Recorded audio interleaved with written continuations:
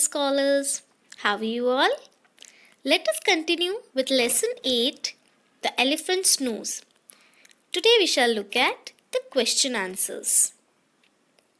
Answer these questions. I hope you remember the story. Question 1. Who did little elephant live with? The answer is little elephant lived with his family. As you know, that while framing the answers, we have to take care of the verbs used in the question.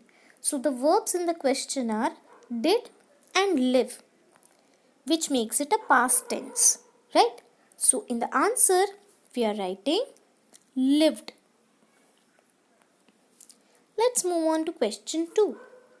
What kind of noses did elephants have?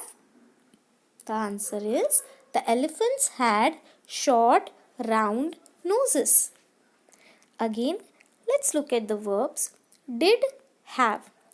So, the past tense of have would be had.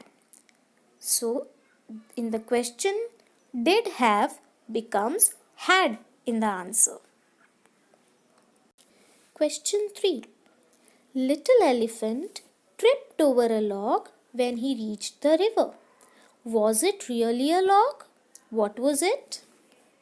The answer is, it was not a log. It was a woolly crocodile, right?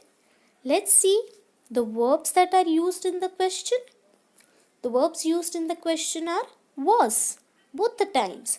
So, we have used the same verb in the answer. Let's move on to question 4.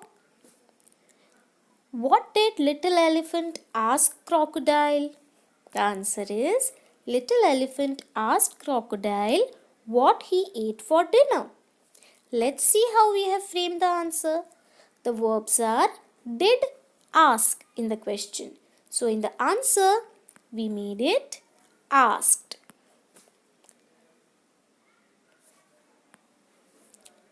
Let's move on to the next one. Question 5. Who saved little elephant from crocodile? The answer is snake saved little elephant from crocodile. Here in the question the verb used is saved, and the same verb we have used in the answer as well. Saved in the question, saved in the answer. Now let us look at the question answers from the student book. First one. Little elephant lived in dash, Africa, Asia, Australia. If you remember, in the very beginning of the story, it is given that there was a little elephant who stayed with his family in Africa, right? So the answer is Africa. So tick Africa and also write down Africa in the blank. Similarly, complete the rest of the questions by yourselves. In order to move ahead with the student book exercise, we need to learn the different types of animals. Here is one animal. Yes, it's a puppy. And here is a tiger. Now, tell me, when you see a puppy, how do you feel? Do you feel like taking it home? Isn't it very cute? But what about the tiger? Would you like to take him home and keep him as a pet? No, because he's dangerous. He cannot be kept at home. He cannot be kept as a pet, right? So there are different types of animals. One type of animal that can be kept as a pet.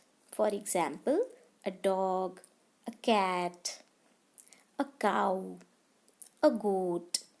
These are non-harmful animals and also very much useful to us. Whereas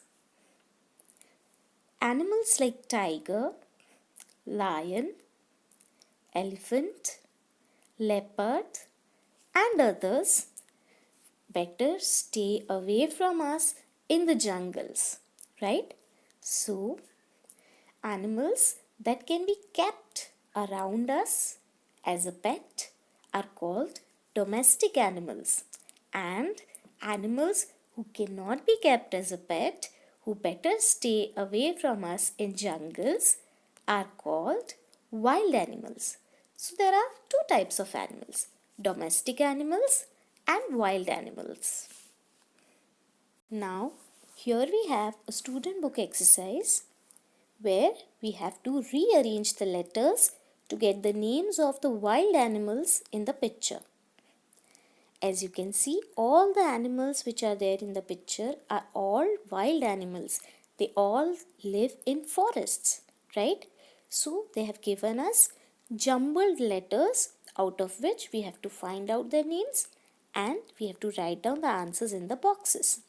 Just as the first one here, tiger. Now let's look at exercise B. Rearrange the letters to get the names of the domestic animals in the picture. It's very easy, very similar to the previous exercise. I'm sure you'll be able to do it very easily. Let's move on to the Did You Know section. Did you know? Elephants are the largest land animals. Elephants cry, play, and laugh like us. With this, we have reached the end of today's video. The tasks for the day are: write down question answers in the notebook, complete page number 100 to 102 in the student book, and complete page number 64 in the workbook. Happy learning!